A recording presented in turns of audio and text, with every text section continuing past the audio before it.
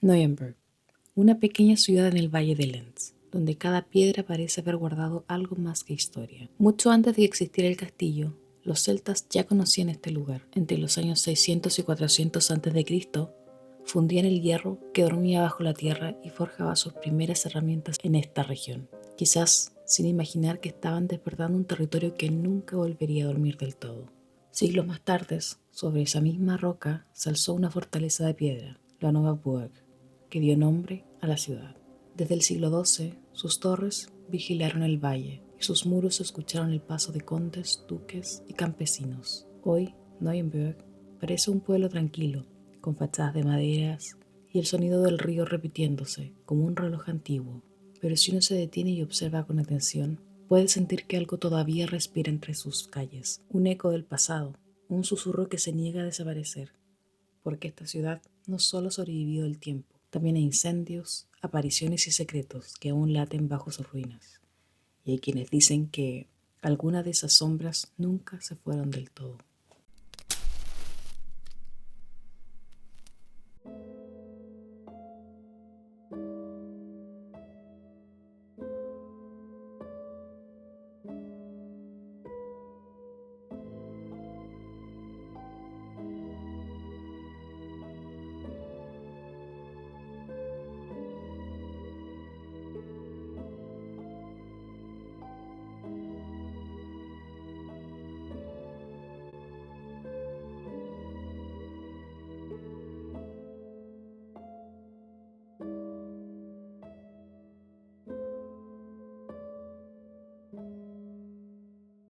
Quizás es primera vez que nos encontramos.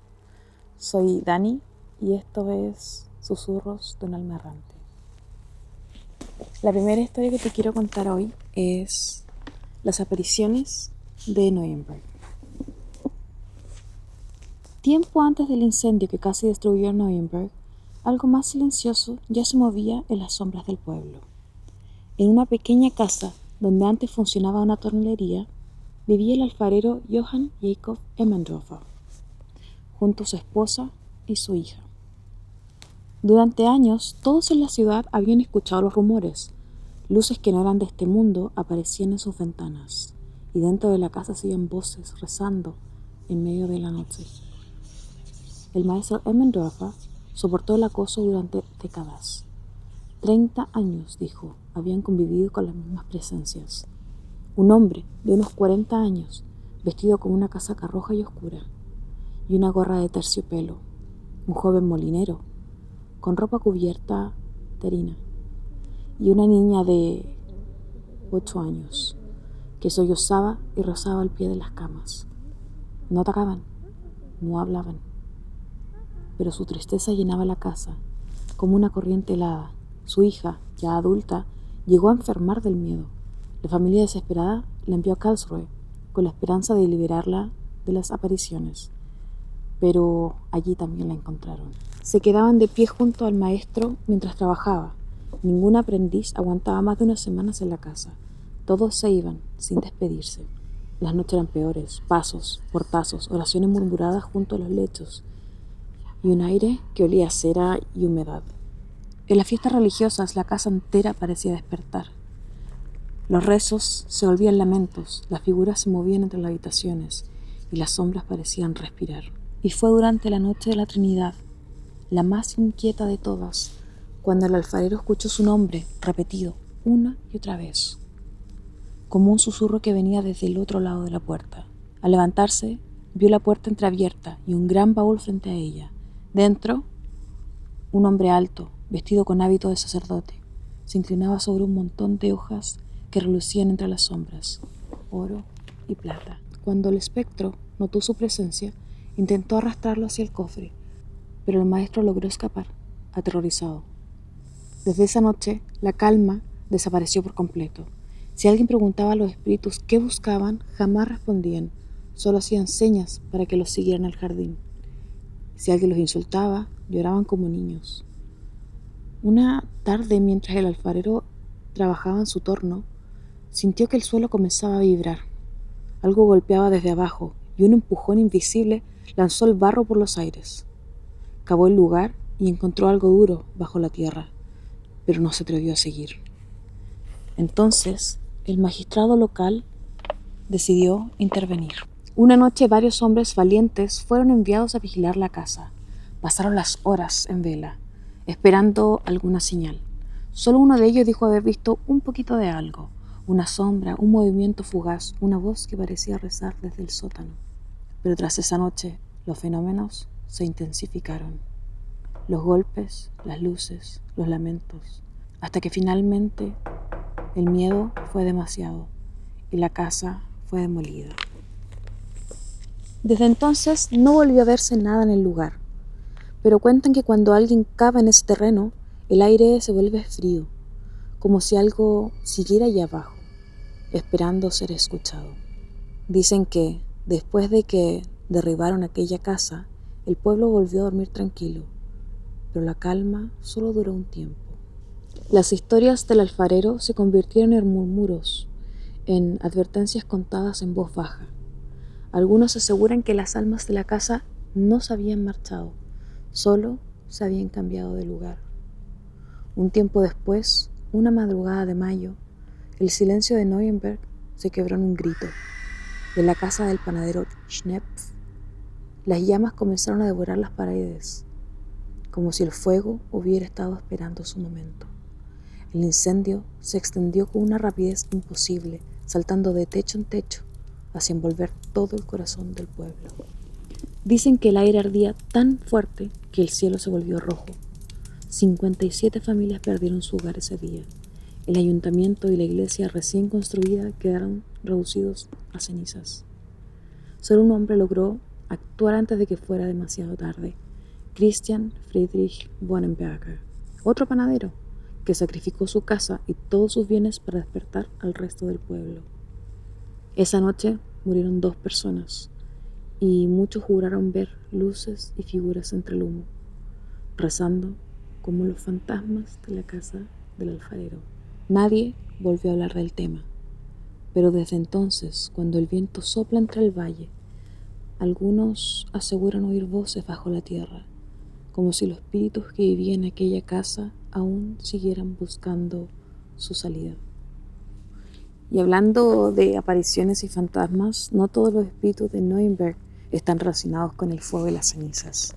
Dicen que mientras la ciudad se reconstruía, en las noches más quietas se oía algo distinto.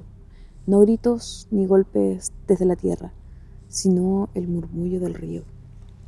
El Enz fluye sereno junto al castillo, pero bajo su superficie los antiguos aseguran que algo se mueve aún: la doncella del Enz. A los pies del castillo, el río Enz corre en silencio.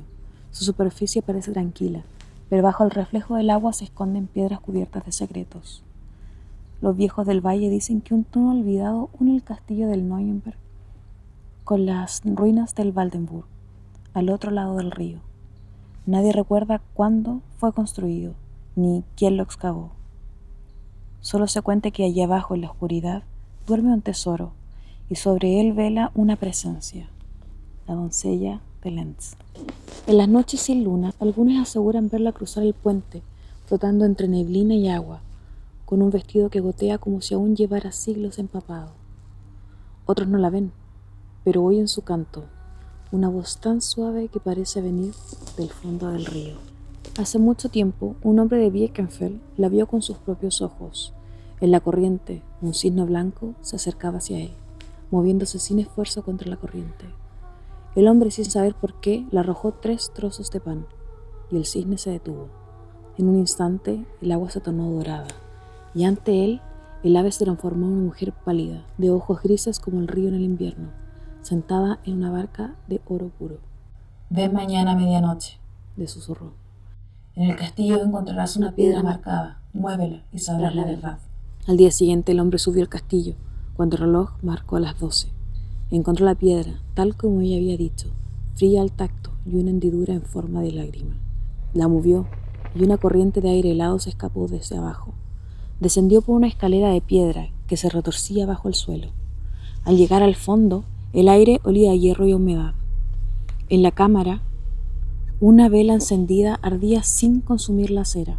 Frente a ella, un esqueleto encadenado al muro, con un aro de hierro al cuello. Lo observaba sin ojos. A sus pies un cofre, dentro 3 huesos de cereza blancos. Solo eso. El hombre esperó, buscó algo más, pero no encontró tesoro ni salida. Salió del castillo decepcionado. Al encontrarlo su vecino, este le dijo que los huesos eran mágicos, que debió tomarlos porque al amanecer se habrían convertido en 3 llaves de oro, capaces de abrir el pasaje y liberar a la doncella. Esa misma noche volvió al castillo, pero la piedra ya no estaba, ni la escalera, ni la luz de la vela. Solo el sonido del río, más fuerte que nunca, y desde entonces nadie más ha vuelto a ver la entrada. A veces al anochecer una figura blanca aparece sobre el agua. Su vestido brilla un instante y desaparece entre la corriente. Algunos dicen que la doncella aún guarda el tesoro, otros que espera a quien encuentre las 3 llaves perdidas. Pero todos coinciden en algo. Cuando la corriente del Lent suena distinta, no es el agua la que se mueve, sino algo que despierta debajo de ella.